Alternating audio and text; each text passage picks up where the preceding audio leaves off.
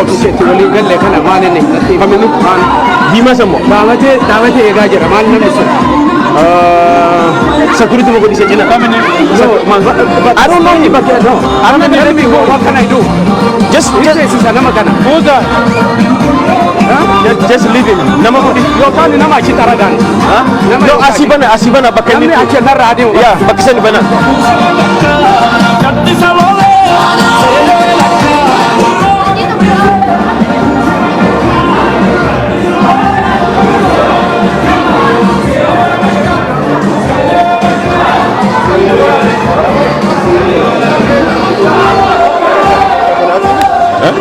Yeah.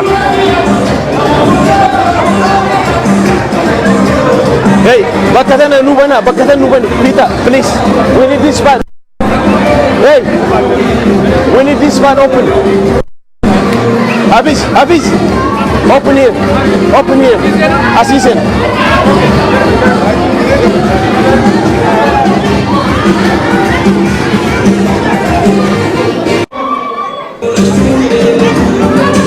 Oh, kana akasina anda selesai no aci security coba security coba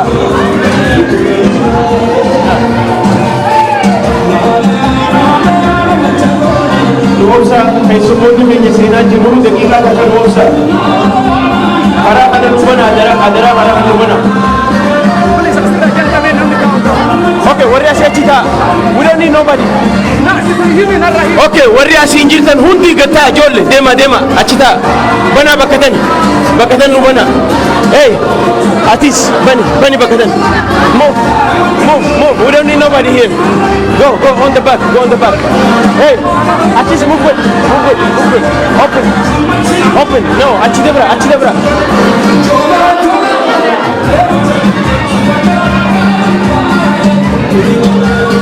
warra singe ko fatu simata warre fatu ta dara bakko jirtani biru simata bakko jirtani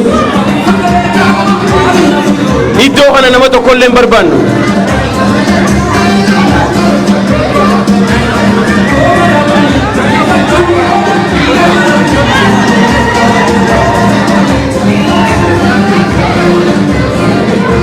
mawe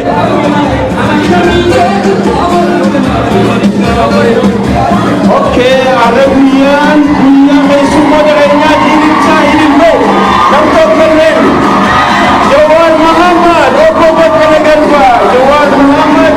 Kanagarba Baganagan turun tadi makala Houston Texas thank you welcome to Houston Texas Baganagan turun tadi semua deranya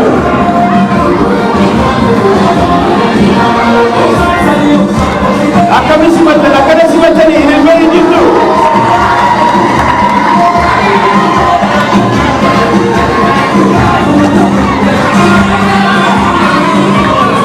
aya duban nusika galatoma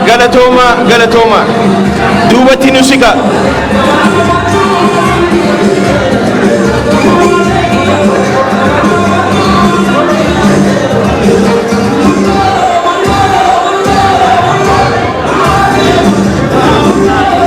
aye nutata hedu galatoma waan nusimatanif gudda galatoma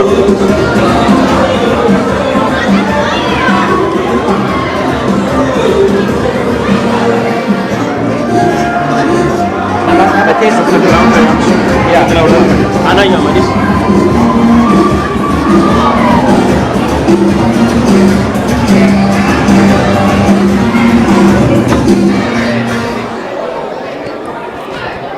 haye keessummoota keenya sagantaan keenya jalqabuuf deema fayyaa argadha fayyaa ta'a waamicha yeroo gabaabduu keessatti isinii goone waamicha keenya kabajanii dhufuu keessaniif hedduu isin galatoomfannaa yeroo gabaabduu keessa qophii kana fakkaatu qopheessine akkana babbareeddanii aadaan faayamtanii babbareeddanii oromoo babbareedduu taatanii nu argamtan hedduu nu boonsitan hedduu galatoomaa baga keessummoota keenya nu simattani.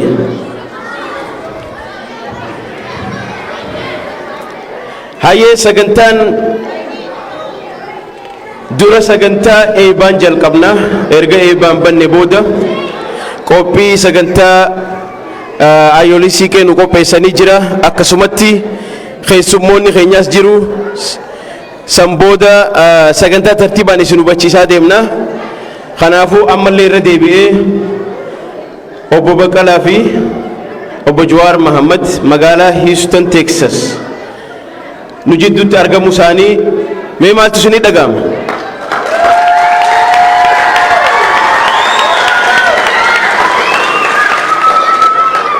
obbo Baqqalaan yeroo duraallee ta'u Jawaar magaalaa tana waggaa 12 dura dhufee jira. Magaalaa tana akka malee jaalata. Mee arraga waan nu jooni dhageenya iddoo biraallee isaa faarsu dhageenye. Hundaafuu mee gama sagantaa dabarraa duraan dursinee ammallee irra deebinee baga nagaan nu dhuftanii warreen dhadhaabbachaa jirtanis nu taa'a daa'imman xixiqqoo ruumiin achi duuba bal'aa jira achi nu teessaa achi warra taphachiisuu jira jechuudha. Akkasiin nu hubadha yeroo sagantaa jalqabnu akka namni qaamaa qalbii wal dhageenyu sagalee ijoollee bakkuma jirtanii ijoollee nurraa wanni godha callisiisa adara.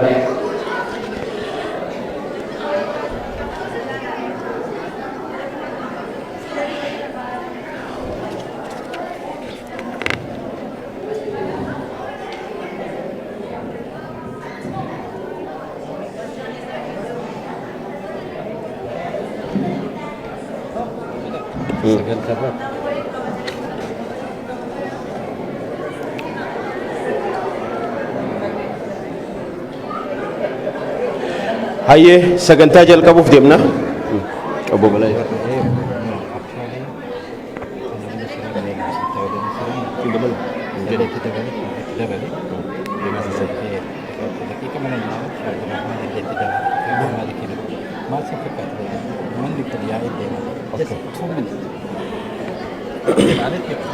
Hayyee arraan tana akkaataa nuti keessummoota keenyatti simanne qaata jalqabumatti nurraa gammadanii jiranii waltajjii kana immoo bifa bareedaan akka keessummachiifnu abdiin isin irraa qaba. Sagantaan eebaan bannaa manguddoo nama afur asitti isinitti isinii waama daqiiqaa 2 eebanuu godhanii sa'a teenya kabajaa boodarra haadholii siiqee nu dhufanii kabajaa isaanis nuuf bananii itti aansinee immoo waltajjii abbootii biyyaatii gadhiifnaa jechuudha obbo Baqqala Garbaatii fi Jawaar Mahammad jechuudha.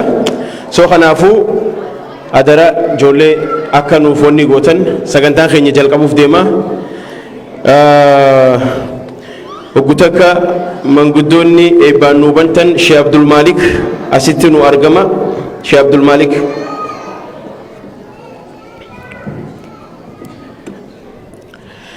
obbo Balaay obbo Sintaayyoo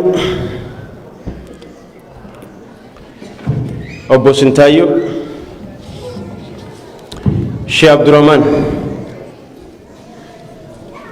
hayyee manguddoon teenya daqiiqaa 2 isinii kenninaa eebbaan nuu bantanii itti aansinee sanbooda sagantaa itti aanu dabarra.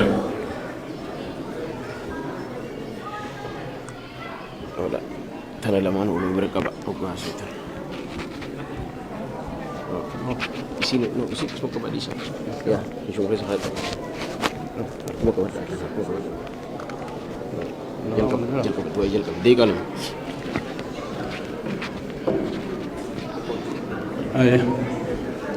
Wari salaam assalamualaikum. Wari kisana baga akam oltan.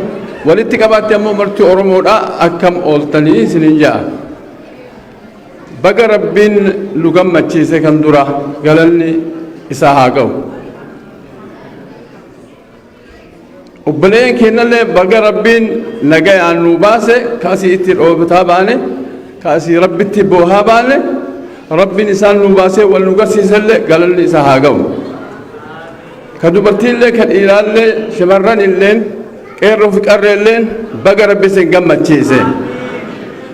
وبلان كنا بقى ربين أمو كان رت على ما نمو سني حاجلوتي قاف ربين رزق نما بات ملء قمت ملء نمني واهن تو كانوا مرة سمرا فيو حاجل أمو أرى نو أكبر يا نملة أكنت ولد رفلة أكنت والجرة هي نقال ربي حاجة أمه ولنو أجسيسه ولنو جم مشيسه جرى اللي نفده بوتا دكتي ولد ربي نفده ربي أبا فده كنا بيكا لما نمني أكنت تجالة جا كتابني ربي جالته جبريل وامي أنجالت ملائكة لين جالت راجل أنجا ملائكة لين جالته ورا لفال لين جالت راجل أنجا قافي مغني أكنا نما جالن ديم ومن لك كنني في نمن كنا مجالته ربي تجالته ملائكة تجالته ور لفال لين جالته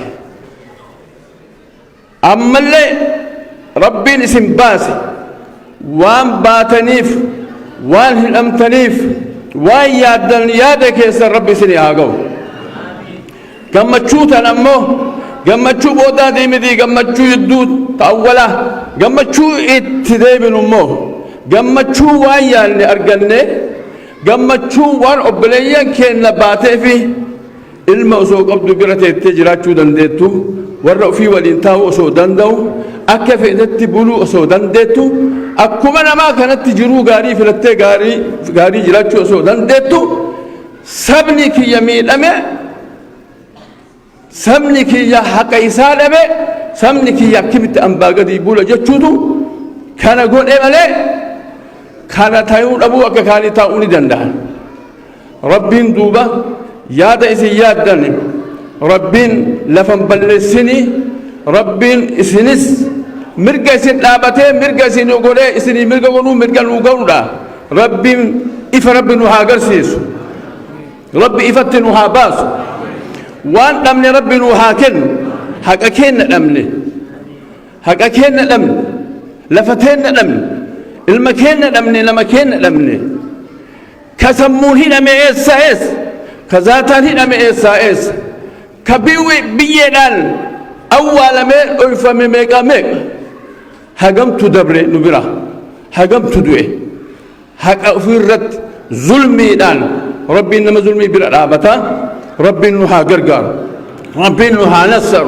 ربي مران وحلافز ربي إسني حلافز مو جرتنا ربي إسني حائك بقى من الحكمة لله بقى بحال لله أكيد البيت دلتك فجل دلتك فاتي اتبين كون مكافرتي جلك آياتي يكو ساسا باني قلچنا سا أكنجي لكي كون قرابو أسمتك الله جدي اتولي قلني نمني لكي كقلو اتقودنان ساني لفاو الخيجان إن دبتي جاكو لسان الحال بيتا بقى كفل بقى كايل مالب كان قمد كانت قمد اللي أرجع كأمون نعرفة اللي أرجع هلامني هلابون واحد لنا مقاسيسا أك أمني إساني كوني هل كان يقول يا في الربا لبيت أبجون على من أوروبا ديبسي سيتي دائما ديبس تجنات دائما ديسيتي أرأيستني كيس أكنت كباي كوني حملة لمقبوطة حملة متيسن بوتتني ربي سن الله هاقوت ربي يادك هنا مر ربي نوحاقو ربي يادك هنا نوحاقو ربي بيتين نسبيا نجا ربي نوحاقو إيجا جيجا كان ربي نور هاداب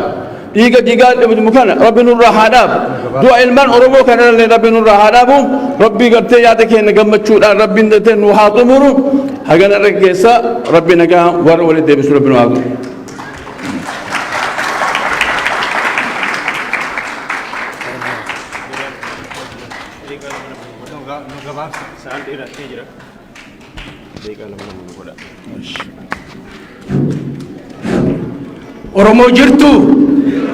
Oromo jirtu Waqni nagaano le nagaano abulch ragora no awulch dogogora no awulch kuno akanatti walgeenye Oromo barenne walitti dhufne ra waqni ammalle tokkummaa keenya ajabechu tokkummaa keenya haa jabeechu.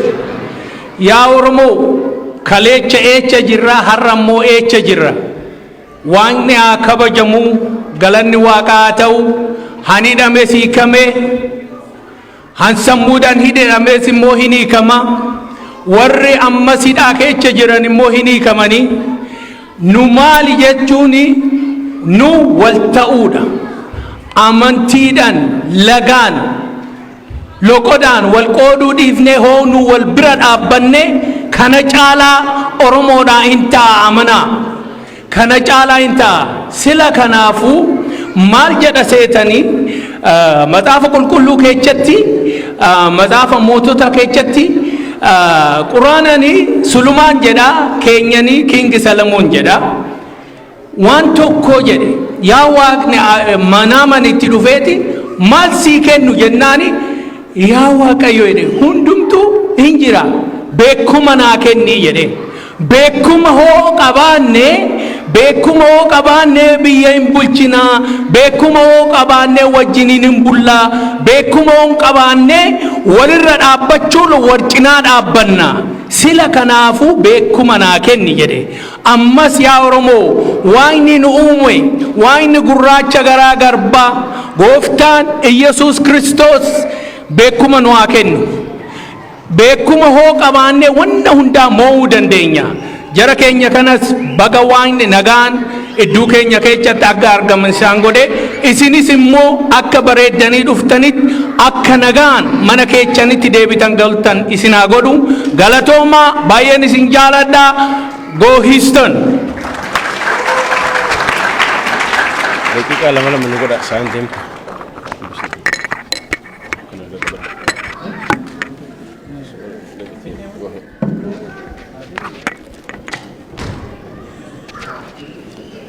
Waaqayyo nagaadhaan nu oolchee asitti walitti nu qabee galanna ga'uun akkuma kanas immoo Waaqayyo nagaadhaan akka wal geenye nagaadhaan gufuu tokko malee qe'ee keenyatti nu haa deebisu.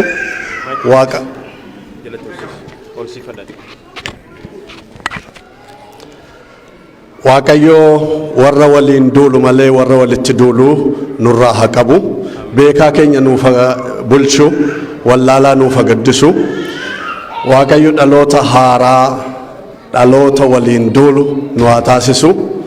Inni dura bu'ee wareegama hundumaa nu kaffalaa jirus immoo Waaqayyo cimina haa kennuufi adda haa kennuufi. Egaa Waaqayyo walumaa galatti tokkummaatiyyuu waa hundumaa fidaa Waaqayyo tokkummaa nuuf haa kennu. Galatoomaa.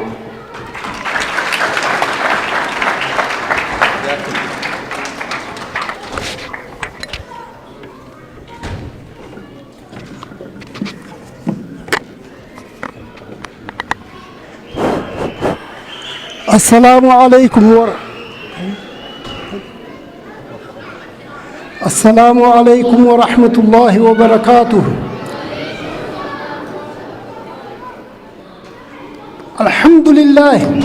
الحمد لله فارون كربيت قرتي الرقيا كان أكلت ونقرسيسه فارون كربيت هندي كيسنو الحمد لله جرامه كبيا جيرك بيا كاس جروس جنبتشو إسن أرجعتن كلن أرجعني جركوني هدا بهاني قيات كل أمة إساني تلو دوالين أرجن أصدفن هما أمني بيا ركتشابة إساني وجه من قدام دوارتين شمران دردرون ودو قيات كن دبسن فني سلالني فولا كيسن أرجن gammachuu rabbiin nu gammachiise kana ammallee alhamdulillaahi galanni ka rabbiiti fuuldurattillee bal'inni akka dhufu inshaa allahu rabbirraa abdii qabnaa rabbi nu haa gammachiisu gammachuu isaa gartee waan rabbiin nu bira dhaabbatee kana lafan balleessinu hundi keessanuu alhamdulillaahi jedha galanni ka rabbiiti warra hidhatte hafellee warra isaan boodatte hafellee rabbiin nu haa baasu. ددفع ربي نوهاباس ربي جمبتشو نوهاجرسيسو أمتا كأن كرتة كا هيد آجرو ودون تاي كا كرتة من إرقوبان اللي كدائما جلا أجسن الله كدراما إرت دلقا جران الله وما قبضني هند إسايو ربي نحاسطر بكا كان دابني أسين دور ربي كان نوقع أفورين دورت ربي نو أوات ربي قاروري إسان هاقود جلي أسيت كدتوري ربي حقا ماتت ورا غافسن دبه والله أكا قاروني تي أرضي جلت قد ديما جرا وياتك أولي ديبني وقع أفر موقع شنقاف منا كان كيست منبري كان كيست أسد أبني أبار أما اللي ورا ندرري ربي قاروري هاقود ربي فرعون هاقود ربي غرتي ركتاكين ربي أما اللي هاقم مجيسو دموان إني بربادو ربي إسا هاقم مجيسو جرا كان اللي غرتي جرى ملكي ربي هاقود جرى ربي ملكي هاقود ورى أفباكو ورى غرتي أكا جانيتي ورى غرتي نكنو فدامو متي ورى نفكنو أكا ربي نسان ودو أبدي براقبنا إن شاء الله أبدي براقبنا يا ربي أقرا حرك يا ربي يا ديساني رتي نبلي سومسي يا ربي نبلي سومسي يا ربي وقامي قدر رمنا يا ربي نبلي سومسي يا ربي ميدا مكاننا نوارجي سبحان ربك رب العزة عما يصفون وسلام على المرسلين والحمد لله رب العالمين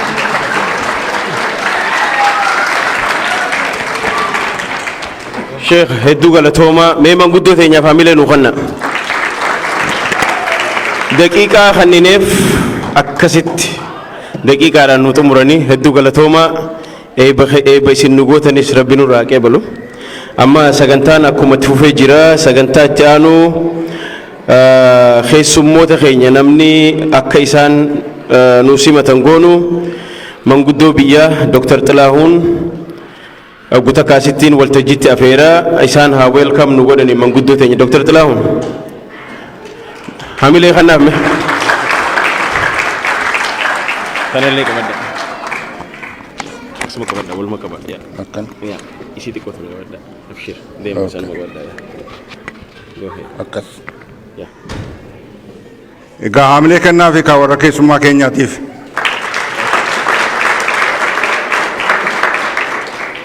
من أدرى رما كيساباني نقدوت أرجمود أفي قتيدن داني بواك أيو قتيدن ديسي سيفي غلطي ساقت أتاو يروني إيرا قتيتا إيرا بدا ساقوچون بربادواني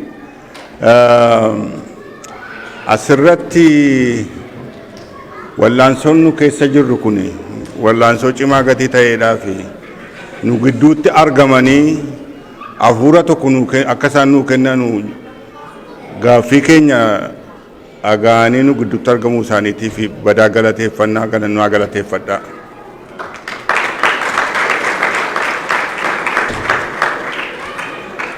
Obbo Baqqalaan iddoo kana badaa waan beekan natti hin fakkaatu. Obbo Jawaariin wal beennaa waggaa 4 baranaa yommuu argineen nama furdaa tokko humna nama qabu ture nus nu kakkaasa ture amma yommuu ilaalu xinnoo dhabeera foonni isaas badaa hin jiru ispoortii sin fakkaata waan irratti godhanis hin beennu gatii kanaatiif asuma ga'uun isaaniiyyuu waan guddaadha haaloo keessa nu galchaniiru warri diinaas gatii kanaatiif as ga'uu isaaniitiif lubbuudhaan jiraachuu isaaniitiif waaqayyoon galateeffannaa asuma irratti hin dhaabaa ulfaadhaa hundi keessan al tokkitti afaan warra afaan oromoon dhageenyeef hinaasa'uu barbaada ኦሮምኛ ለማሰሙ እንግዶቻችን ጥሪያችንን አክብራችሁ በመሃላችን ስለተገኛችሁ በጣም እናመሰግናለን። ትግሉ የሁላችንም ነው እና አሁንም ቢሆን ከኛው ጋር እንድትቆሙ እኛም ከናንተ ጋር እንቆማለን። ትግሉ ገና ተጀመረ እንጂ አላለቀም እና እናመሰግናቸዋለን። በጣም እናመሰግናቸዋለን። galatooma Dr. Xilaahuun hamilee nu teessa hayyee sagantaan itti aanu haadholee siinqee as nu dhufanii daraaraa nu godhu akka aadaa Oromootti aadde Qamariyaan guutaa as nu argami aadde Zubeeyda fi adde Feyruzaan akka dhufanii daraaraa nu godhan jalqabna hamilee nu simadha isaan kun waan guddaa akka nuti sagantaa tana qopheessinu shoorri isaan taphatan shoora xiqqaa miti warri hamilee nu godhee asumatti sagantaa kan akka miidhagu warri nu godhe tokko keessa isaanii harki keessan hin dhagamu ayyee isaaniif illee daqiiqaa tokko tokko kannaa fi waan itti dhagame akka ibsatan osoo daraaraan goone dura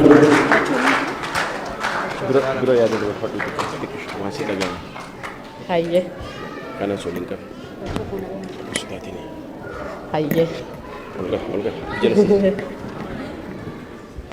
duraan dursee rabbii keenya galatoonfannaa ka jawaariin mana hidhaa keessaa baasee asiin nu gahe alhamdulillah rabbil aalamiin itti aansuudhaan wallaahi rabbii keenya galanni haa ga'u jawaarii hin baajennee eenne obbo Baqqalaa keenya hin baayennee ka eenne rabbiin nu baasee asiin nu gahee nu argisiisuun alhamdulillah rabbil aalamiin wallaahi rabbiitu armii ufiitiin nu baasee itti aansuun ummata kiyya ka'uustan galatoonfadha maashaallah akka malee bareenna wallaahi akka malee waliin bareenna takkaa Oromoo akkana baay'attee haate argina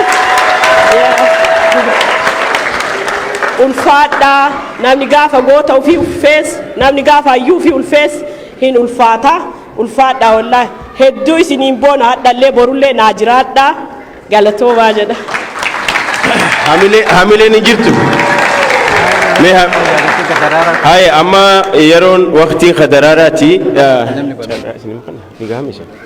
أوكي أيه سكنتان إتيانو هنجيسان درارا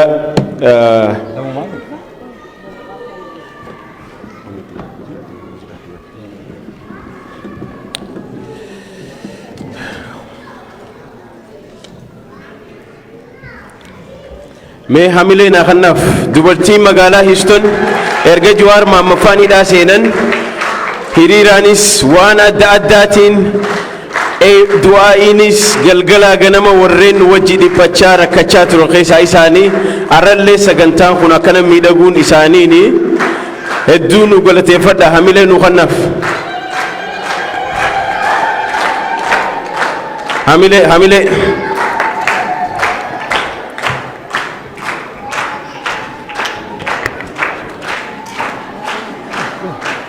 play. Bani musik apa?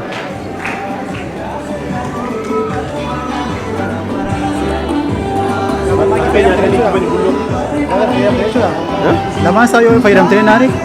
Jiro mana piru? Mana beta? To kita speaker itu deh. No, kau nak oh jual. So mana deh? Oh, jual ini kau kasih. Nanti tadi kan pasal jual mic. Baik. Pasal jual. Macam jual. Ano? Pasal jual. Kayak beti kan? Nanti dah cerita cerita. So wireless.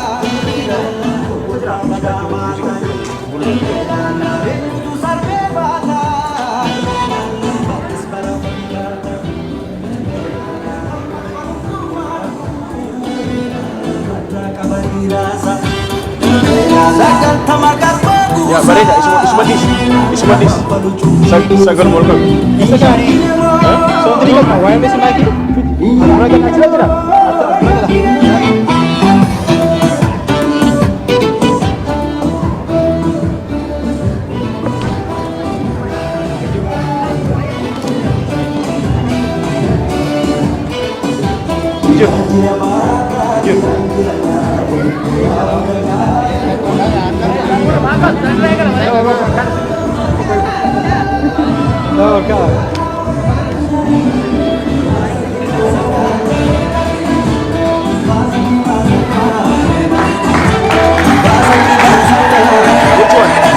Which one?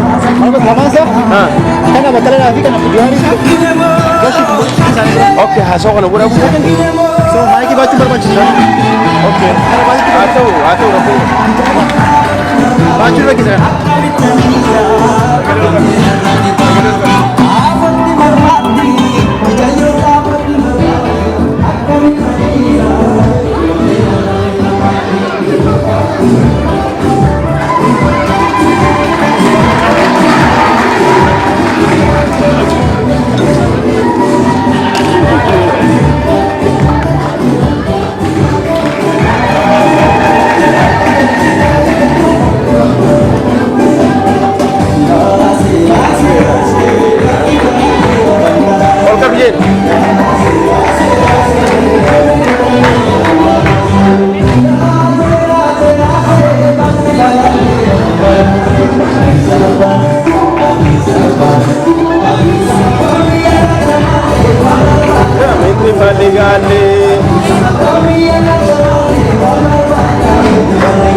دكتور تلاون لي أبوشة دكتور تلاون لي أبوشة يسلي خناب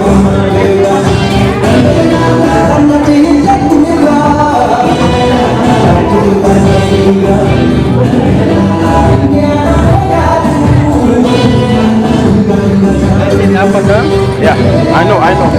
Amma ana farse welcome. Yeah, yeah. Salata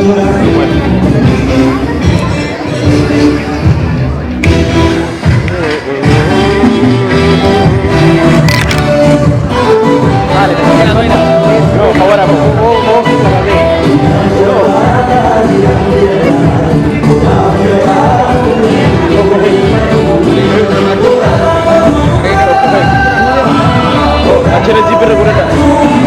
Zibiră gurata. Ulu. Ia apa?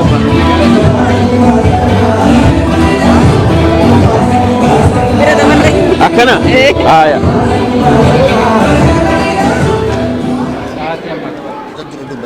Ayo. Kasih. Perfect. Thank you. Ayo. Nanti bersih. Okay. Haye, me ayoli siketi fiero tak hamile. Wanta kada ganjir. Don't worry, man. Leave it. Haye, duraan dursee osoon keessummoota keenya asittiin afeerin xiqqoo duubatti waa'ee isaanii irra dubbachuu barbaada. Sanbooda waltajjii isaaniif hin gadhiisa. So hundi keessan akka beektanitti arraan tana obbo Baqqala Garbaa an ergaaniif bare isumaa hidhaa jiruun beeka. Jawaar Mahammad dheengadda gaafa magaalaa Houston dhufu arrii ni qaba. Arrii irra gartanii ni qaba arrii. Maal taatan hin dhageessanii? Akkana arra hunoo jaarsomee dhufe jechuudha. Namni kun irra xiqqaadha umriidhaan. Haa ta'u garuu aarsaa isaan saba kanaa kafalan nuti akka hawaasa Oromoo Houstonitti Washington DCtti yeroo haaganan jedhamne deddeebinee jirra jechuudha. Sagalee isaanii ta'uuf. Maaliif qaama keenya, foon keenya, hoggantoota keenya, hayyoota keenya, dura taa'ota keenya isaan akkuma Maartiin Luuter Kingii fi uummanni gurguddaan Maalkoom X faan beekamani Oromoo fi miti Afrikaaf uummata akkanaati jechuudha. Kabaja guddaa isaanii qabna. Kanaaf galgala ganama sagalee isaanii ta'aa turre arrammoo nu jidduutti argaman. Kanaaf isaanillee galatoomaa nuun jechuuf toorii gochaa jiran waan isaan nu fidanii dhufan isaanumarraa dhageenya. Kanaafuu mee ammaan tana gama waltajjii teenyaatiin isin dabarsa. Isaan gaafannaan obbo Baqqalaan gurratti isaatu xiqqoo jaarsa fakkaata isuma afeerii naan jee dura hayyama naa godhee jira. Jawaar Mahammad asitti naa simadha. Jawaar Mahammad.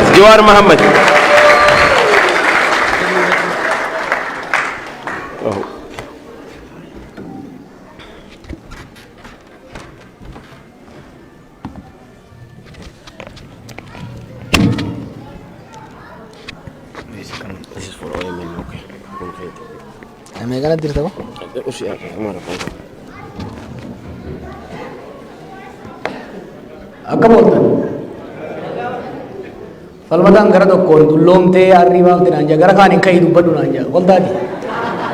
Lama argachuun hin jiru eega dulloomte naan jee beekuman taa'utti maayikii naa bituu qaba malee akkasii miree.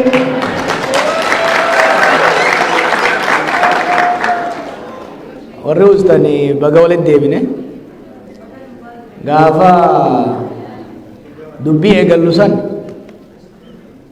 nama xiqqaa ture as lakkoofsaan garii paaltook irra wal beeynan falmataa zabana paaltook hin jiru na fakkaate moodar dhufe dhaloota zabana feesbuukiin jaa falmataa fiixaa mootii faat ture fiixaan zabana sun warra fiixaan qaccaruma akka kiyyaati paaltook irraa eegale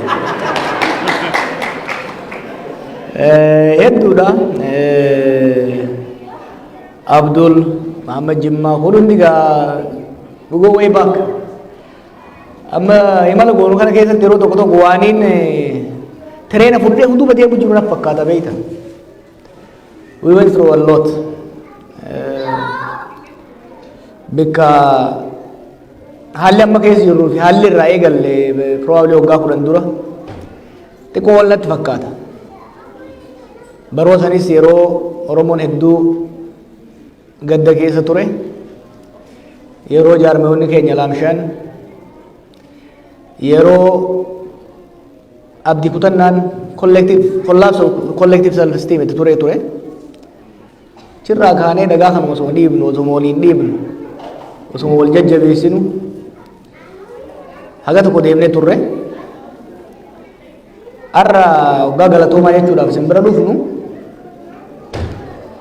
bahuu keenyaan nutis gammannee isinis kan gammaddan ta'us garuu gammachuudhaan walitti dhufne yoo jenne if kijibuudha taati. Gammachuudhaan walitti hin dhufne. Nutis oduu gammachuu biyya irraa finnee hin dhufne.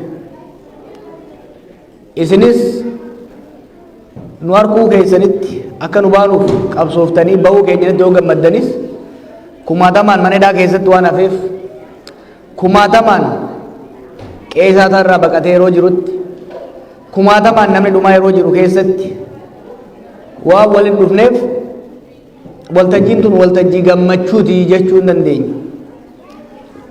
Gammachuu caalaa gaddatu irra mizaana kaasaa jechuudha.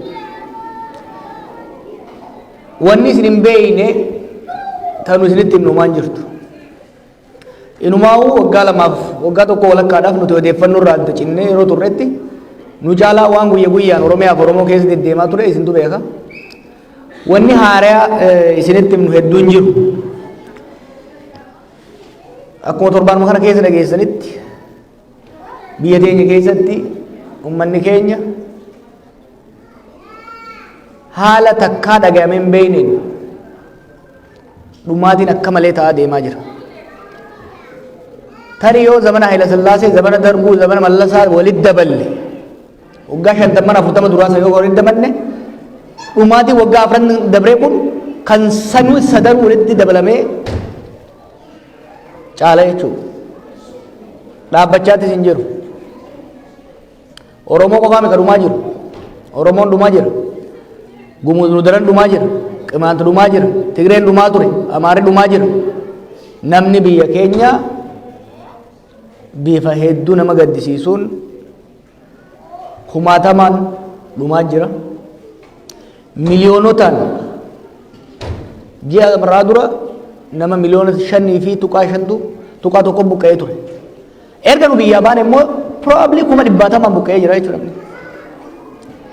Kanaaf haala hedduu ulfaataa, haala hedduu sodaachisa namni biyya sanii ta'ee biyya alaasaa jiraatu biyya keessa boru maaltu dhalataan gaafii guddaadha jechuudha. Boroo maal dhageenya hoggaa rafnee kaanu maal dhageenya laata? Maaliifi biitii har'a biraa rafne boru waan biraati. Haala kana keessa jira. Kana maaltu fide? Rakkoon amma dura biyya san keessa mudattu zamana nugusaa isaa taatu zamana kaan wallaalatu fide jechuu dandeenya. Doofummaa duubatti hafummaatu fide, ignoraansii fide jechuu dandeenya. Rakkoo dhaloota keenya keessattuu waggaa 4 dabre kana dhufe wallaala miti kan fide. Muuxannoo keenyarraayis, muuxannoo biyyoota addunyaarraayis hubannoo guddaa qabna akka ummataatti biyya sanitti. Hoggansi biyya sanii rakkoo beekumsaan qabu. Osoo walitti himnu, osoo addunyaan nutti himtu biyya ummata rakkoo keessa seensifne jechuudha. Rakkoo quufarraa dhufte kun arrogansiitu rakkoo uume jechuudha. 2018 qabsoo qeerroo fi qarreetiin waggaa jijjiiramne dhufu ummanni biyya keenya abdii guddaa horate. Addunyaan abdii guddaa nurratti horatte. Ummanni biyya keenya tarii amma carraa argame kanaan rakkoolee amma dura uumamaa turan mariin furuun godaannisa haga ammaa sirnoonni adda addaa uumaa turan fayyisuun biyya haaraa, hariiroo haaraa, sirna dimokiraatawaa haaraa nuu fidanii wal jeequuf lolli dhaabbate nagaa fi tasgabbiin uumame ummanni keenya hiyyummaa fi gadadoon osoo hin taane gara misoomatti ce'uu danda'a. Abdiin jedhu abdii guddaa ture uummata keenya keessa. Sabaaf sablammiin hundi abdii guddaa qaba ture. Addunyaanis abdii nurraa qabaachaa turte. 2008 early 2009 waan ture galaaltan tarii anaaf namoota muraasa malee namni hedduun mirqaanaaf gammachuu guddaa qaba ture. Na yaadadha gaafa Baqqalaan hidhaa bahee nu bira dhufe abdii inni qabaachaa ture yoon ani isaan mormiin boo'aa ture Baqqalaan. Hin boo'aa ture abdii inni qabaachaa ture. Addunyaan ummanni qawwee malee sirna abbaa irree ofirraa buuse kun hoggansi sirna abbaa irree keessaa bahee sagalee ummataa dhaga'ee gara fuulduraa dhufe kun hoggansi haarayni dhaloota haarayaa ta'e kun sabaaf sablammoota jidduutti hariiroo haaraya nagaya buuse sirna dimokiraasii uume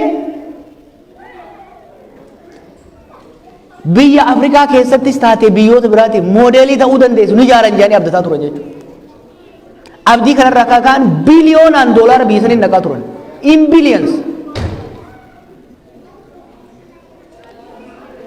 Garuu sun hin taane maaliif? The leadership took things for granted. Hawwii ummataa san the goodwill ture san abuse gochuudhaan sirna haaraa ummatoota jiddu galeessa godhate jaaruu mannaa akka mootota ture durii ta'uudhaaf hawwuun wal dhaggeeffatanii yaada jiddu galeessaa yaada waloo fuudhurra yaada ofii humnaan ummatatti fe'uudhaaf yaaluun sirna dimokiraatawaa fi federaalawaa ummata ceesisuu danda'u fuudhanii deemurra gara sirna abbaa irree ijaaruutti hawwuun hoggansi sabaaf sablammoota keessaa maddu immoo walii obsee rakkoolee jiran wal hubachiisaa walii hubataa walii obsaa deemurra wal morkuun atakaaroo seenuun ummata keenyaa fi biyya keenya gaagama guddaa keessa geessee jira jechuudha. Yeroo adda addaatti akkan dubbachaa turetti biyyi tokko gara fuulduratti socho'uudhaaf wanni sadii wal cina deemuu danda'u qaba. Tokkoffaanii fi mata dureen siyaasa. Biitii siyaasa fi hin sirreeffatin, biitii siyaasa fi karaan qabsiifatin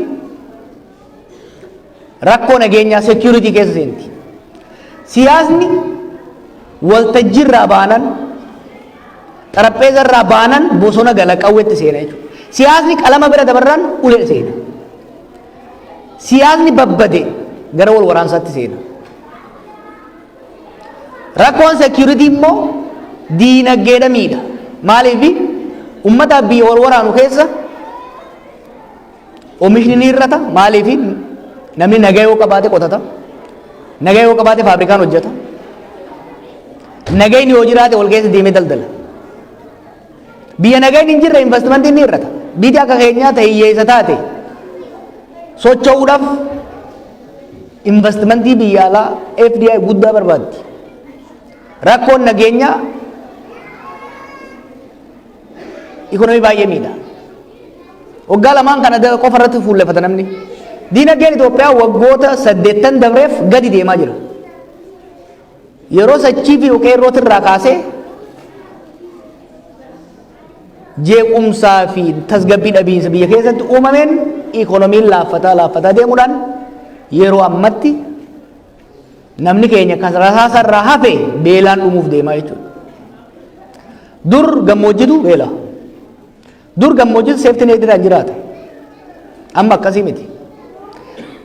Amma kan beela'u kan miidhamu hojjetaa mootummaati. Daldalaan nama magaalaati.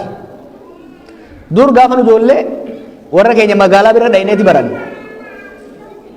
Yoo dhukkubsatees namni dhufee isaan biratti wallaanama ture. Jireenya irra wayyaa, huccuu wayyaa kan uffatu, nyaata wayyaa kan nyaatu, barsiisaa ture, haakima ture, warra magaalaa ture. Amma akkasii miti. Namni keenya magaalaa keessaa duggoomaa gargaarsa maatii isaa kan baadiyyaatiin jiraata. Qaaloominsa jireenyaatirraa kan ka'e jechuudha. kun hundi rakkoon siyaasaa gaaga'ama nageenya insecurity uume. Insecurity individual cause on the collectively. Dhodhoisuu yaala namni biyya sanii. Wal shakkii wal soddaan nam ummatoota biyya sanii jidduu jiru. The tension in the room jedhan kanatti you can cut it with a scissor. Tension Itoophiyaa keessa ummatoota jidduu jiru hedduu sodaachisaadha. Namni keenya amma sababa salammiin eliitiin bakka adda addaa jiru keessattuu biyya alaa jiru kun waanuma lafaa ka'eetuma waa uumamu itti fakkaata. Bakka citaan gogaan hin jirre kibriin lafa bu'ee fi ibidda qabsiisuu hin danda'u. Kanaaf hariiroon ummatoota akka malee miidhamurraa kan ka'e haala dhoowwu guyya guyyaan dho'aa deemu kana keessa jira jechuudha. Kanaaf sababa siyaasaan baduutirraa kan ka'e probably seenaa keessatti sirni mootummaa Itoophiyaa akka ammaa laaffatee hin beeku. The state's control over means of violence has been so weak. Sadarkaa ammatti laaffatee hin beeku. Mootummaan nageenya ummataa mirkaneessuu dadhabuu isaatirraa kan ka'e bifa adda addaatiin humnoonni gurmaa'anii hidhannoon socho'an. Kun immoo wal shakkiif wal sodaan daran akka hammaatu godhee jira jechuudha. Kanaaf nutis ummanni biyya saniis lammiileen biyya alaa biyya saniif dhimmanis yeroo ammatti biitu sun yoom facaati ummanni sun yoom wal fixa ka jedhu biyyoota addunyaa irratti yeroo ammatti sodaa nageenya addunyaa jedhamanii laalaman hagoo keessa tarree duraa irratti argamaa jirra jechuudha. Kanaaf sadly oduu gaaraa isin qabannee nuti oduu odeeffannoo hamilee isiniif qabu odeeffannoo abdii isinitti horuu hin qabnu odeeffannoo nu qabnu rakkoo guddaa keessa jirra. Rakkoo kana keessa akkamitti baana? Rakkoo tokko keessaa bahuudhaaf wanti dura ummanni biyya tokkoo hoggansi biyya tokkoo godhu tokkoffaa rakkoon jiraachuu san amananii fudhachuudha. Rakkoon jiraachuu fudhachuu baannan na dhukkubaa jettee amanuu baannan mana hakimaan dhayitu. Dura rakkoon jiraachuu fundamentalii biitii sun rakkoo hamaa keessa akka galte amananii fudhachuudha ka dura. Rakkoo takka amma dura mul'attee hin beeyne. Duraan wal dhibdeen biyya sanii it was vertical. Mootummaa fi saboota jidduu, mootummaa fi uummata jidduu, mootummaa fi dhaaba siyaasaa jidduu. Amma vertically mootummaa fi uummatoota jidduu jira, horizontaalis gareelee adda addaa biyya keessa jiran jidduutti wal dhibdeen jirti jechuudha. Complex ta'ee jira.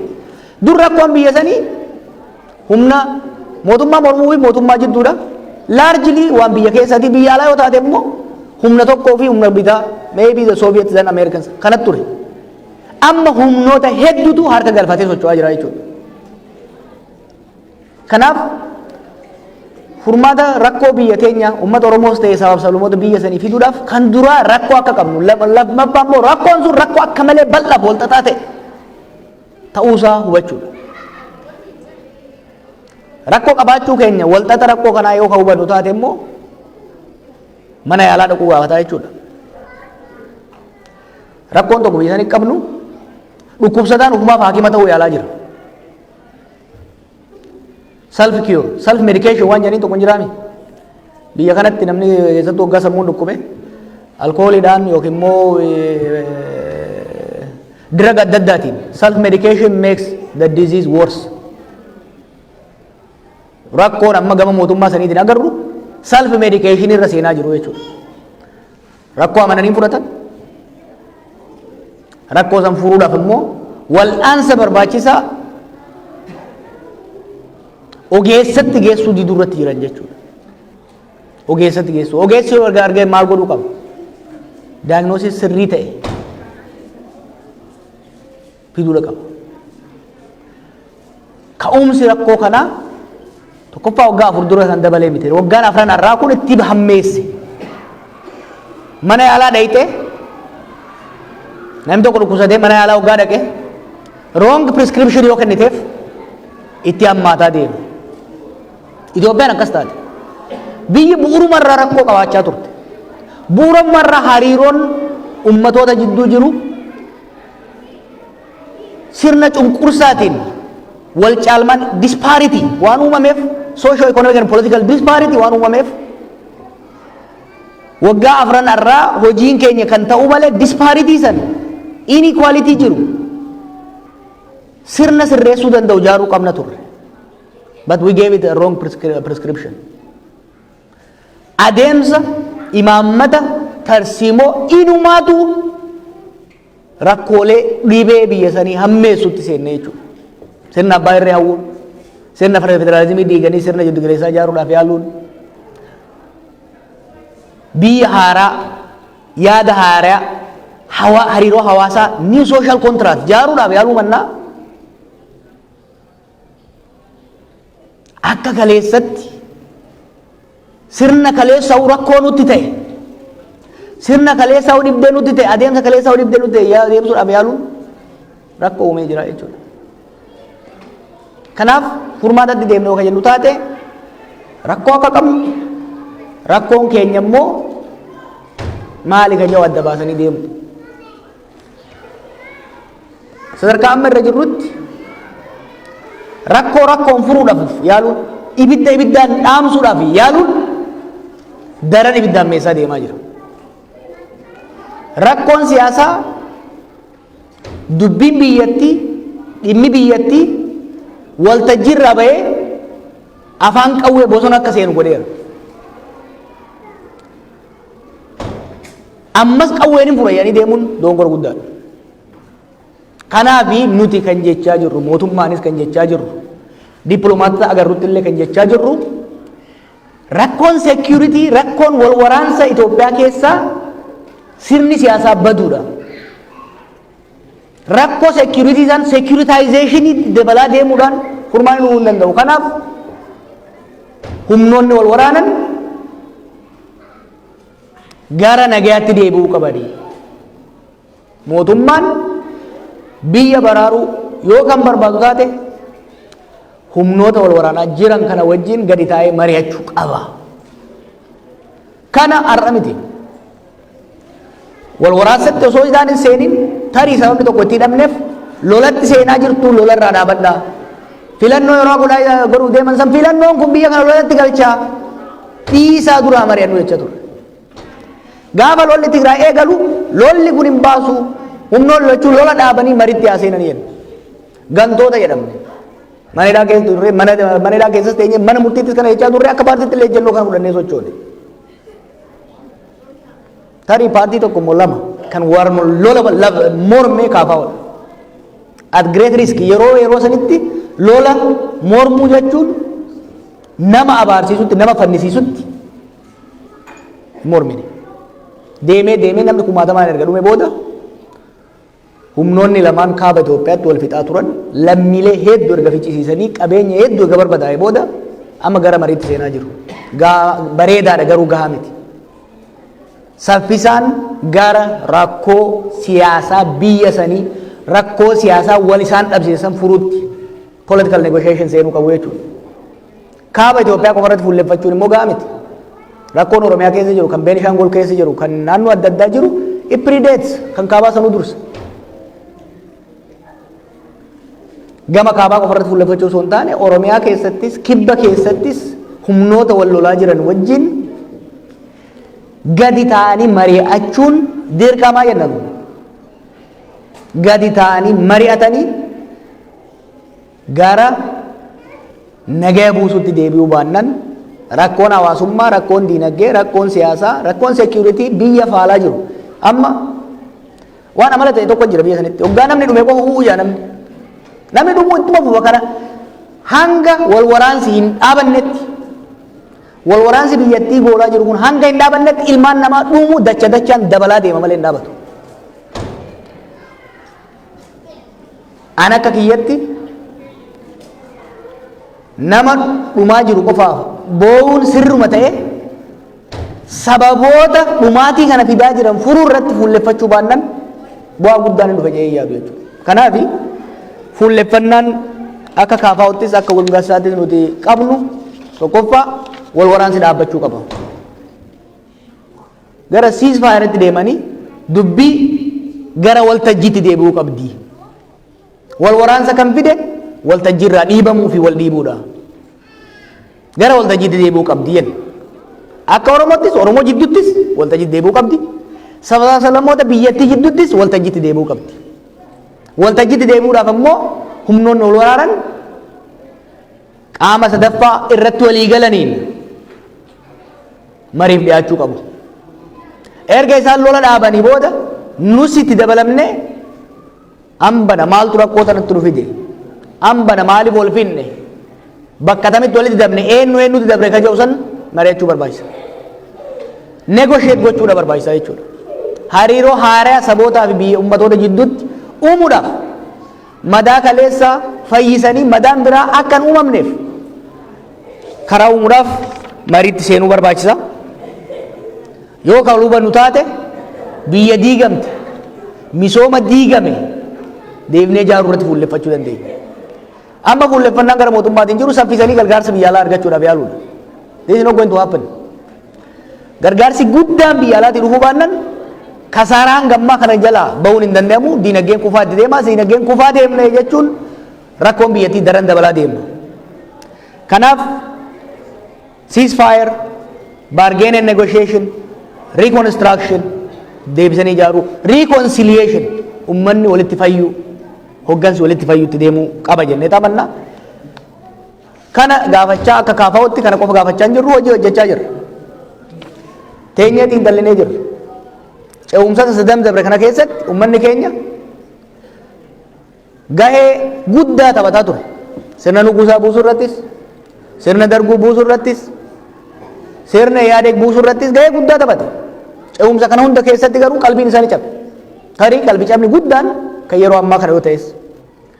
Waa'ee maaliif yeroo carraan uumamu hundumaa yeroo aarsaa meeqaan jijjiiramni dhufu hundumaa jijjiirama san kaapitalaayis goonee akkaataa dantaa saba keenyaatii fi dantaa sabaaf sablammootaa wal simsiisee deemuu danda'uun maaliif deemuu dadhabne jennee hoggaatiin xallinu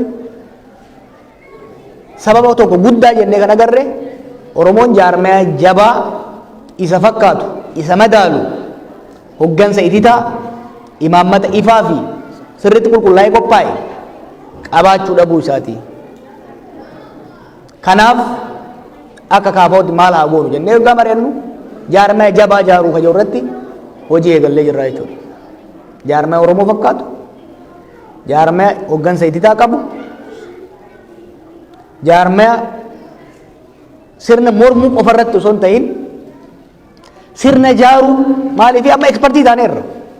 Sirna kuffisuu irratti amma ekspertiidha. Wanni nuti amma sirna kuffisuu duraan maal nuun jechaa turan. Mootummaa shimbirroo miti kuffisuu hin dandeessanii, mootummaa kuffisuu hin dandeessanii. Amma namuu harka kenneera akka nuti mootummaa jijjiiruu dandeenyu. Wanni addunyaanis ta'e uummanni keenyas wanni nutis ofitti mirkaneessin wanni nuti amballee hagammaan amansiisii yoo jiraate sirna ijaaruu we are yet to prove it. Wal dho'isuun hin barbaachisu. Yeroo sirna yaadeegsan wajjin walitti dura dhaabanne san negoshee godhaa turre hoggansa biyya sanii wajjin. Yeroo hedduu wanni ittiin na aarsan tokko maal ture faranjoota biratti biyya bulchuu hin dandeessanidha. Sadly waggaa afran dabre kanatti san mirkaneessineef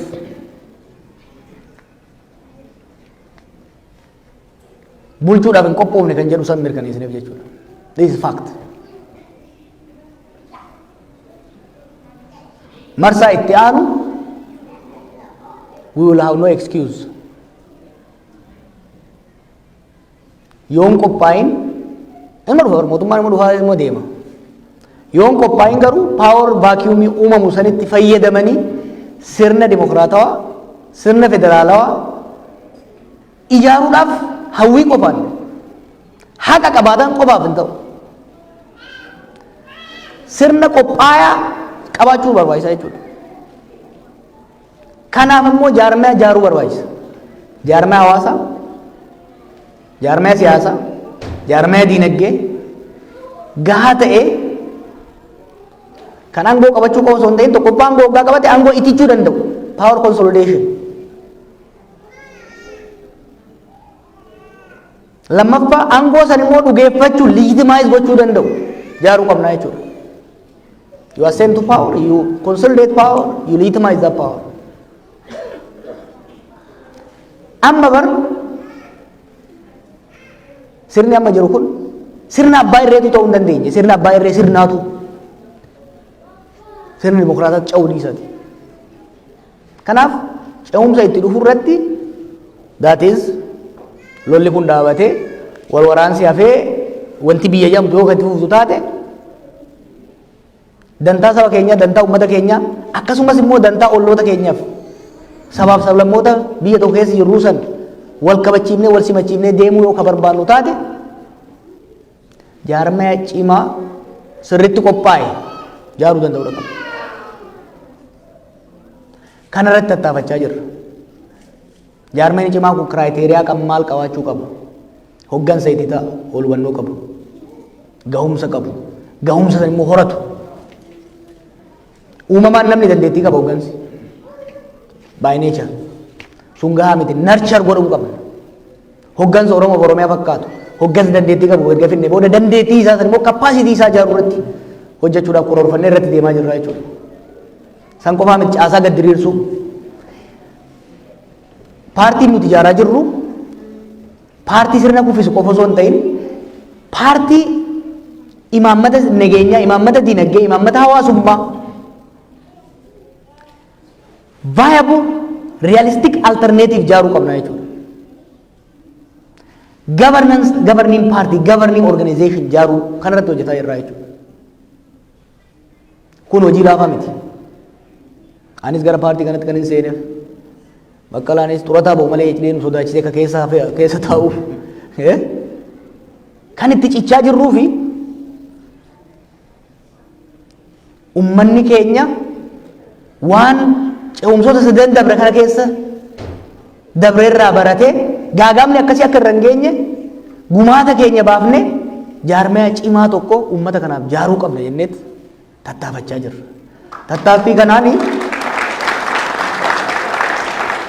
Tattaaffii kanaan itti milkaa'aa jirra. Daran immoo hojjenna. Isinirraa maal eeyna? Tokko akka nu hubattan barbaanna. Nuti kaafaa'oodha. Paartii seeraan galmaa'ee biyya san keessa socho'u. Waggaa 25 achi jirra. An waggaa lama eeganitti dabalamee ati waggaa 12 ga'uun oolu. Marraan waggaa 25 keessa jira. Amma immoo hoggansa haaraa asitti daballee kan jirus wal simsiifnee gara fuuldura socho'uudhaaf tattaafataa jirra. Haala jiru keessatti haala qabatamaa keenya, haala qabatamaa mooraa keenya keessa jirtu, haala qabatamaa biyyii fi addunyaan keessa jirtu laaluudhaan we are trying to carve a space. Kanatti akka nu hubattan. Lammaffaa waan dandeessaniin du'aa irraa kaasee akka nu gargaartan barbaanna. Hunda caalaa maal isin irraa barbaanna beektaa? Doolaara keessanii caalaa. Nu gargaaru waan hunda caalaa taasisa secondarii. Akka wal taatan barbaanna nu. Hawaasa keessan cimsadhaa. Jaarmaya keessan cimsadhaa. Hawaasa keessa yoo cimsattan, jaarmaya keessa yoo cimsattan, akka namatti yoo hojjetattan, Teeksaas immoo biyya hojiiti. Yoo hojjetattan, walii jidduu keessan tokkummaan jaalalli yoo ka jiraatu taate, gaafa taaziyaaf, gaafa cidhaa, yoo walitti ka dhuftan taate, nama rakkatee yoo rakkoo qabaaftan taate, yoo ka walii obsitan taate, yoo ka wal dandeessan taate, Oromoof Oromiyaan guddaan isiin daaspooraa irraa eegu yeroo mara kan hin jiru, wanni daaspooraa irraa Oromoof Oromiyaan barbaadu inni guddaan dhugaadhaan qaaloomina jireenyaatiin doolaara keessan isin barbaadna soban qabu. San caalaa garuu what we really need from you is unity. Do not export toxic politics nutti. May imagine ummata halkanii guyyaa dhumu ka hidhat dararamu ka waan nyaatu waan uffatu hin qabne asirraa gandummaa waggaa itti gadi facaaftan hiraara waggaa itti lallabaa ooltan starving people nama du'aa jiru nama dhumaa jiru at least hamilee isaa eeguu fi danda'uu qabna jechuudha. Anama diasporaa miti kanaafuu akka warra biyyaatti isinitti hima. Kanaafuu tokkummaa teessan cimsaa hojjetadhaa wal obsaa waliin jabaadhaan jaa amma immoo halaqaa kiyyattan kennaka wayyuure.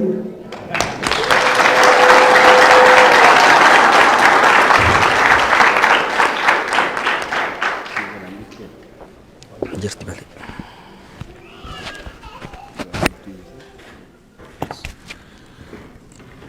Akkam jirtu? Egaa namoonni baay'een isaaniiru Jawaaris waan baay'ee isinitti dubbateera. Ani siree bakko xiqqooma si waa isinitti dubbachuun barbaada. Magaalaa kana yeroo seenne har'a akkaataatti isin nu simattan gaafa argu baay'een ajaa'ibsiifadha. An community hagamiitiin se'e baay'ee guddaa baay'ee namni hedduun maaliif baasiin itti bahee qindeessuudhaaf yeroo inni fudhatee humna inni fudhatee gaafa ni ilaalu community guddaa natti fakkaatee ture. Garuu haga kan amma kana taatanii simannaa akkasii nu gochuun keessan jabina keessan nutti agarsiisa. Eenyummaa keessan nutti agarsiisa. Ulfina isin nuu qabdan akkam fudhadhuttu ulfina isinirra nuu kennitan anaaf Jawaariif qofa miti. Kan gatii baase nu duwwaa miti. Nuyi warra carraa qabuudha. Warra carraa qabuudha malee kan Jawaar caalaas ana caalaas qabsaa'ee kan lubbuu isaatti wareege beekatu jira. Kan ammoo mana hidhaa keessa jiru kan qabeenya isaatti dhabe kan maatii isaatti dhabe meeqatu jira. Garuu nuyi warra carraa qabu waan taaneef Rabbi bakka kana ulfinaatiin nu dhaabe. Waaqayyoof galanna ta'u. Isinis immoo dandeettiin keenya hundumaa caalees miti yookaan gatiin nuyi baafne hundumaa caalee miti jechuudhumaaf. Isinis ulfinni keessan guddaadha. Maaliif yeroo nuyi hidhaa turre yeroo hundumaa hiriiras baatanii maalis gootanii hiikaa baluun hiikaa jecha akka turtan dhuma quba qabda. Yeroo nuyi nyaata laganne kan caalaatti miidhame isin akka ta'e hin beekaa. Namoota warra ala jirutu baay'eetti miidhame. Nuyi dhugaa sababa dubbannee fi yeroo kutannee dhumatti seenne waan sana hin nyaannu. Uummanni keenya sabi keenya darara keessa jira rakkoo keessa jira. Asteenya uumaa gochuuf hin dandeenye rakkoo isaa hiikuuf hin dandeenye. Kaleessa dura dhaabbannee kana godhi jennee oofaa turre lubbuu baay'eetti wareegsifneerra waan baay'eetti gooneerra garuu har'a uumaa gochuu hin dandeenye. Kanaatiif akka hooggansaatti nama gara du'aatti gara qabsootti oofuu duwwaatu hin taane duutis akka jiru dura dhaabbatee du'a fudhachuu akka danda'u sin argisiifna jennee garaa kutanneeti kan du'atti seenne dhugaa dubbachuuf. Deebi'uuf hin barbaanne yookaan deebinee nyaachuu hin barbaanne. Guyyaa 39 yeroo teenye lammata deebinee hin nyaannan jenne maaliif hakiimonni nu bira taa'anii la har'a guyyaan tokko akkuma dabalaa deeme qaama keessan keessaa kanatti irrataa deema fayyaa keessan gara fuulduraa irratti kanatu dhiibbaa akkasiitu gahaa deema sammuun keessan akkas ta'aa deema kaleen keessan onneen keessan akkas ta'aa deema lammata nama taatan utuu nu hin jedhanii nama ta'uu hin barbaannu jiraachuus hin barbaannu jenneeti. Maaliif eega waa gochuu hin dandeenye maal godha hooggansi tokko yoo du'e iyyuu wayyuu gaafa sana gaafa nuyi nyaanne tariitii isin gammadanii bultan ta'a nuyi garuu akka nama saba isaa ganeetti akka sanatti of ilaalle maaliif dura buunee siiduu natti jechaa turre tu duunee uummata kanaaf gaarii ture jechuudha. Egaa yeroo sana isin immoo nu caalaa miidhamtan baay'een keessan kan nyaata nyaanne isin warraas jirtan dhiisaati saboonni biroon illee warri nu eegan illee poolisiin illee maal illee hakiimonni keenya illee nyaata nyaatu jibban. Utuu nuyi al tokko nyaateen isaan ammas nyaatu boris nyaatu iftaanis hin qaanaan booddee maal jennee nyaanna jedhan nyaata isa fudhatanii dhufan halkan nu bira bulan fayyuu hin dhiisan nyaachuullee dhiisan. Hamma kana ture hamma kana nu wajjiniin akka dhiphachaa turtan hin beekna maallaqaan nu biraa nafne maatii keenya gaafachuun nu biraa nafne har'a immoo kabaja akkasiitiin nu simachuudhaan nu biraa nafne kanaatiif galatoomaa isiniin jechuudhaaf iddoo kanatti argamne galatoomaa amma.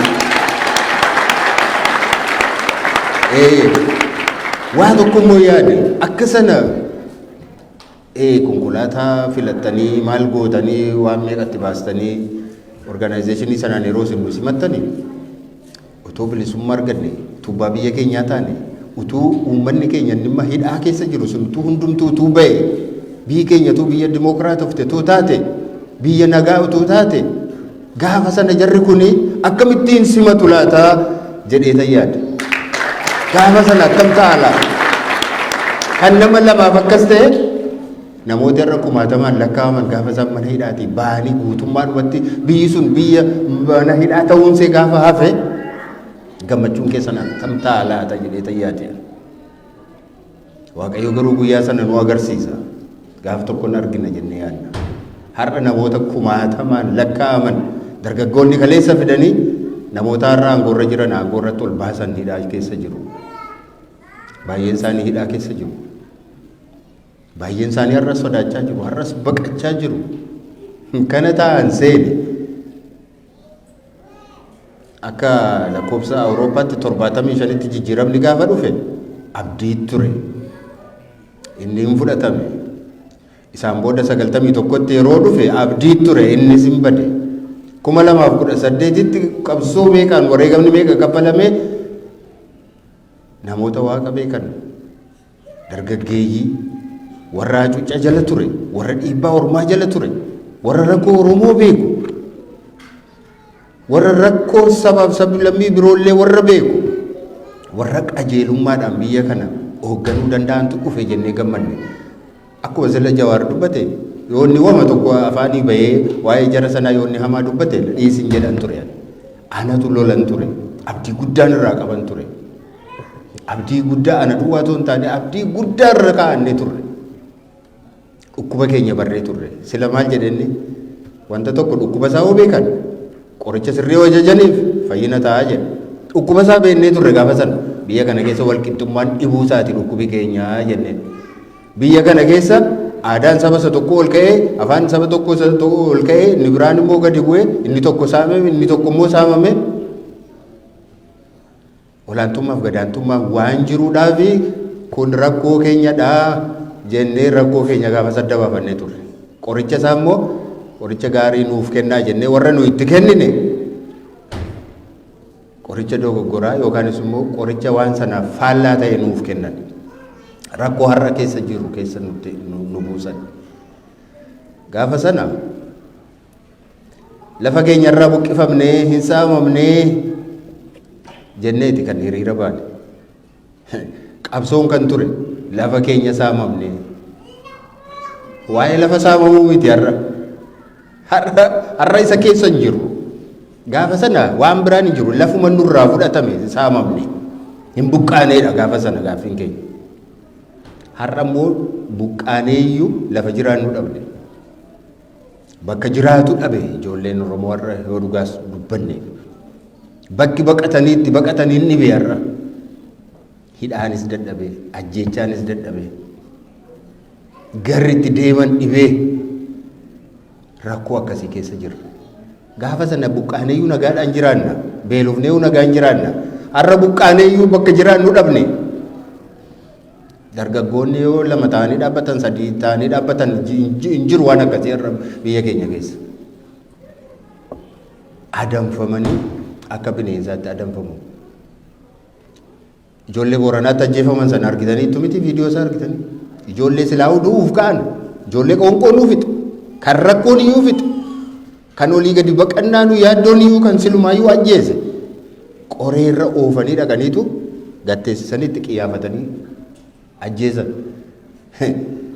Mana hidhaatu immoo fuudhamee ajjeefame immoo meeqatu jira. Konkolaataa irratti wannoo itti roobsanii rasaasatti roobsanii ajjeesan immoo meeqatu jira.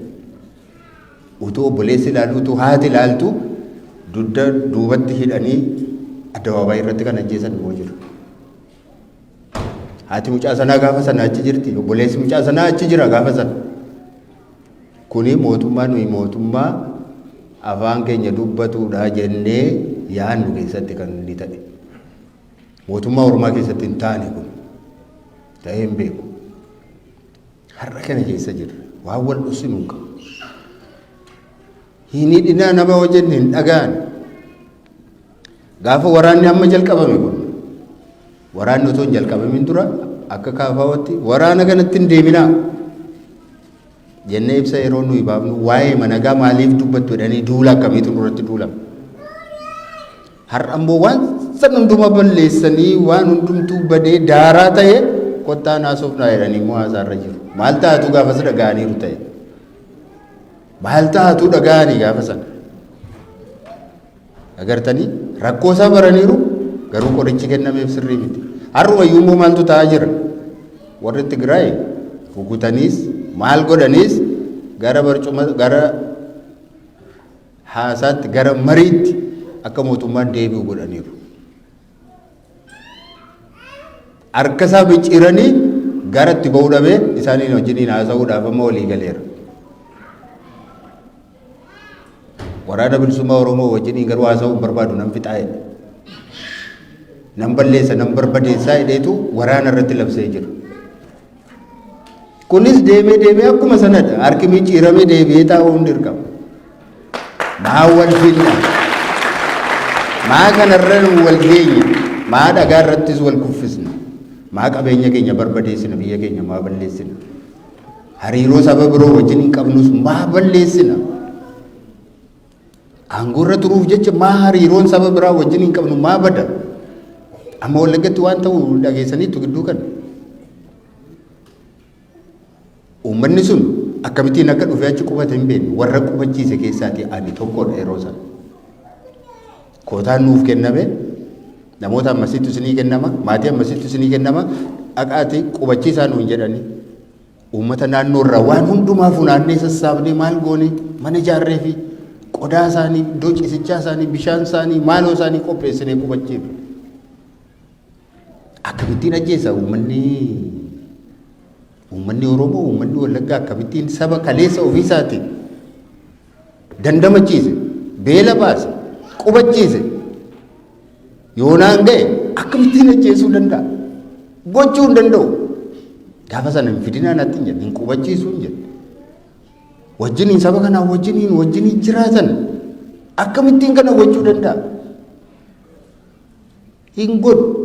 Warra aangoorra jirutu siyaasa isaaniif jecha ofuma isaaniitii fannoo godhanii uummata sanas maqaa balleessu uummata biraas ittiin fixu. Maal gochuu danda'ama? Kanaaf hooggansa immoo aangoorra jiru kun uummata keenya akkuma sirrii dubbatame waggoottan 3 arfan kanatti waan waggaa 50 60 nurra hin gahin nurraan ga'e. Baadiyyaa tokko ammatuu deemtanii har'a magaalaa ammatuu gara Salaalee fa'aa gara Shawaa Kaabaa kana osoo deemtanii manni qotee bulaa gubatee dhumeera. Mootummaan mana qotee bulaa gubu dhageessanii beektu? Mana qotee bulaa utuu mana qorqorroo ta'e namanni gubu. Mana citaa guba. Mana citaa lafa fidee ajjeerratu mootummaan qabne qotee bulaa hin qabne. Amma kun yoo bosonatti galee utuu gaafatama gaa. Maaliif qawwee fuutee na loolte jechuun hin danda'ama? Eessaa liixu eessaa dhaqu qawween isaa waddoon isaa kunooti. Manni isaa gubateera. Eessa dhaqa manni isaa gubateera jireenyi isaa barbadaa'eera. Hojjetee nyaachuu dadhabeera eessa dhaqa? Yoo ofirraa lolate maa kana goote namitti hin jedhu jira kana. Kanaaf akkuma uummaduma irratti Jawaaris kaa'uudhaaf yaale deemnee gara nagaatti dhufuun keenya noolu ofuma ofiis hin dadhabin qaama kanaa wajjiniin isa humna qabaa wajjiniin nanaasaa isa kaan immoo rukuteen balleessa isa jedhu sanas dhiisi hin danda'amu fixuunis hin danda'amu. Kan fixuu danda'u gaaffii sabi tokko qabu gaaffii isaa deebisuu duwwaadha kan hiikara fiduu danda'u. Kana ta'uu baannaan qabsoon yoomillee itti fufa. Karaa kamiinuu namni hundumtuu waan danda'u itti fufa qabsoo isaa. Amma garbummaan nama afaan keenya dubbatuun isa ta'u nama afaan biraan dubbatuun isa ta'u haga mirgi keenya kabajamutti taa'uu hin dandeenye dhiisuus hin dandeenye.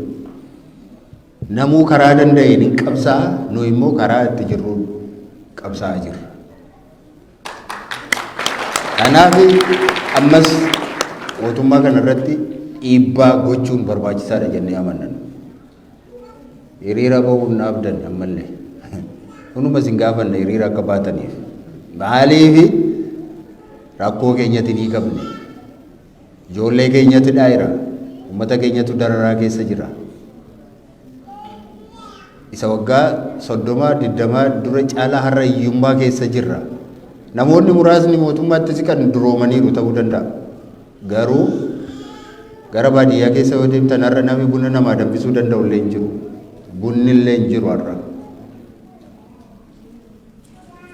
dubartoota Oromiyaa keessa jiran otoo waan isaan keessa jiran sunitti himneeti abbaan manaa irraa du'e ilmi jalaa hidhamee ijoollee wajjiniin ta'anii boo'u isin akka kanatti nu simattu addana teessanii otoo waan isaan keessa jiraattan beektaniiti hin boossanii maraattu turtan maal keessa jirti haati Oromoo maal keessa jirti har'a dubartiin Oromoo maal keessa jirti har'a maal keessa jirti abbaan manaa irra hin jiru abbaan manaa yookaan hidhaa yookaan du'eera qonni hin jiru ilmi yookaan hidhaa jira yookaan du'eera yookaan biyyaa badeera yookaan yoonni hidhameera ta'e isaaf galaa guurti ijoollee asitti qofatti guddisti namni rakkoo isaanii argu hin jiru kanaaf isaaniif illee birmachuun barbaachisaadha rakkoo isaan keessa jiran dachaan rakkoo dachaa keessa jiru keessumaa ba'aa dubartoonni Oromoo baatanii jiran seenaa keessatti akka kanaatti itti hammaatee hin beeku namillee quban qabuuf namillee hin beekuuf ani yeroo mana hidhaa ture kan dargachaa ture haadha manaa kooti hunduma caalaa gar tokko waa'ee keenya yaadda'u gar tokko ijoollee guddisuu yaadda'u sanaayyuu hojii baay'een isaanii hojii hin qabani akka dhiiraatti qotuu hin danda'ani akka dhiiraatti oomishuu hin danda'ani haalli isaas mijataa miti aadaan isaas mijataa miti kana keessa taa'anii gidirfamaa jiru baay'een isaanii kanaaf isaaniin yaadachiisu warri iddoo gaarii jirtan warri rabbi biyya gaarii keessa isin fide isaaniin yaadadhaa rakkoo dubartiin Oromoo keessa jirtu yaadadhaa kana yaadachuun barbaachisaadha kanaaf amma rakkoon keenya furamutti isin waamuun keenya dirqama nu bira dhaabbachuunis barbaachisaadha waan dandeessaniin hojii dippiloomaasii hojjechuun maallaqa gaafatamtan kennuun hiriira baay'ee isiniin jedhamne karaan kan keenya qofa miti jennee yaadna waan nu isinitti himnu duwwaa akka isin gootan barbaanne waan qabsoof malu hundumaa gochuun barbaachisaadha waan qabsoodhaaf malu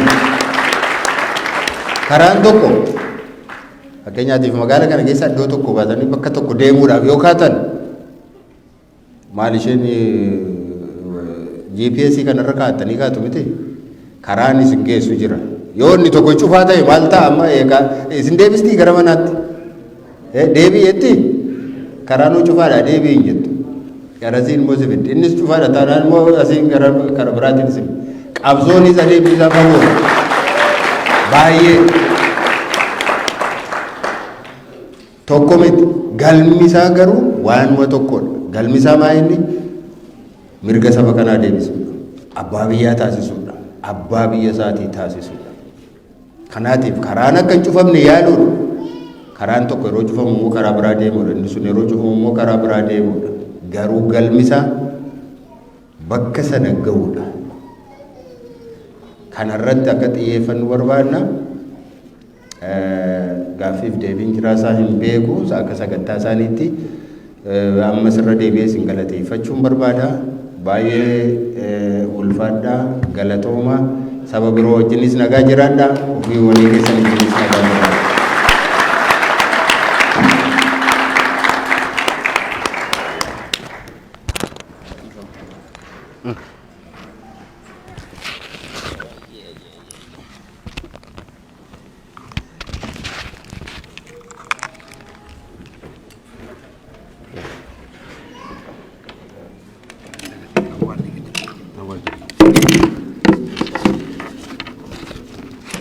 hayyee hedduu galatoomaa keessumoonni keenya soo godhanii jiranii meequ takka hamilee isaanii uffannaa hamilee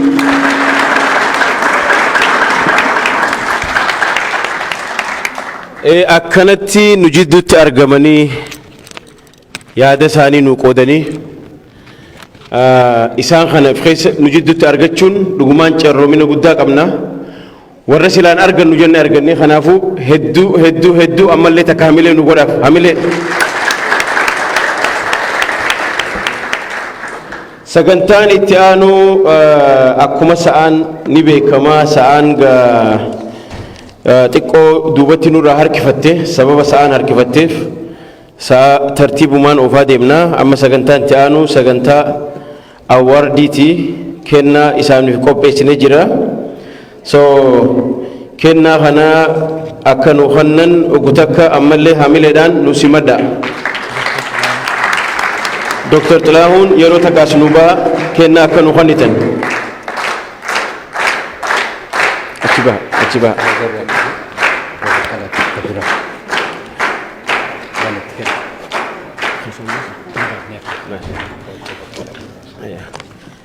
Kennaan duraa hawaasa Oromoo magaalaa Houston irraa obbo Baqqalaa Garbaatiif.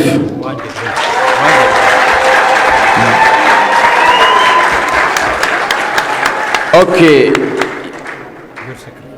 This award present to Baqqala Garba, your sacrifice will always be appreciated by every Oromo in Houston, Texas.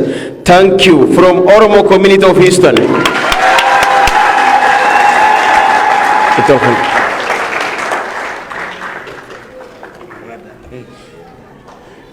Hi. This award presented to Jawar Muhammad. Your sacrifices will always be appreciated by every Oromo in Houston, Texas. Thank you. This for Bullo. Hamile Nijiru. Hamile.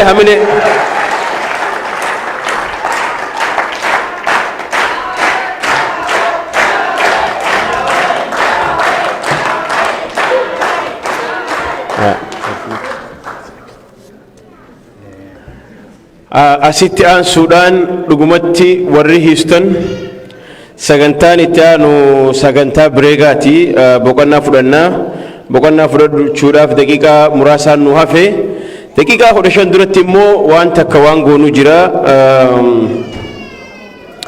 sagantaa kana akkana miidhagsuudhaaf waa hedduu baafnee jirra baasii hedduu goonee jirra keessummoota kanallee akkatti simanne ni beektanii warri feetan warri fedhiidhaan gumaacha nu gochuu barbaaddan warreen nu gargaaruu barbaaddan asuma warreen harka mirgara naa jiran kanatti gumaacha gochuu dandeessan jechuu yoo jiraat so mee namoonni waa gumaachuu dandeessan asumaan carraa kanaan isinii kanna jechuudha sagantaan keenya akkuma itti fufee jira yeah so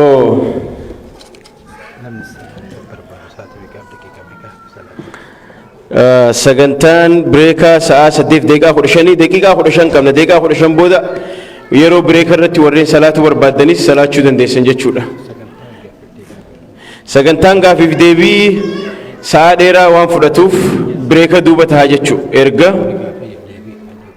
ammaa jalqabamu gaafii deebi'aa jalqabamu